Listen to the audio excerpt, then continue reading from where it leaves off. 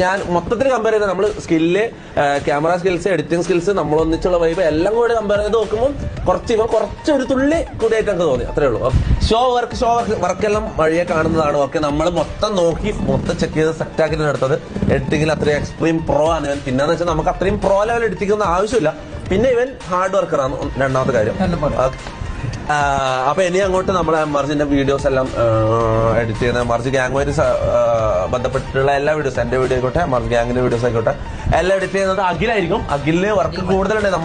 നമ്മളിപ്പോ എല്ലാ ദിവസവും ലൈവും ഇതും ചെയ്യുന്നുണ്ട്. എല്ലാ ദിവസവും ഇനി അധികം വ്ളോഗും കാര്യങ്ങളും കൂടുതലുണ്ടാവും. അപ്പം വർക്ക് ലോഡ് കൂടുതലാണെങ്കിൽ ഒരാളെയും കൂടി ഞാൻ അസിസ്റ്റന്റ് ആയിട്ട് തരും. അല്ലാണ്ട് എമർജിലേക്ക് എടുക്കുന്നതായിട്ട് പെർമനന്റ് ആയിട്ടില്ല. നിങ്ങൾക്ക് വർക്കിന് ഒരു ഹെൽപ്പർ വേണമെന്നുണ്ടെങ്കിൽ അങ്ങനെ ഒരു ദിവസത്തേക്കോ 2 ദിവസത്തേക്കായിട്ടോ ഞാൻ ആളിതാക്കും. ഓക്കെ, അപ്പൊ all the best Akhil bro.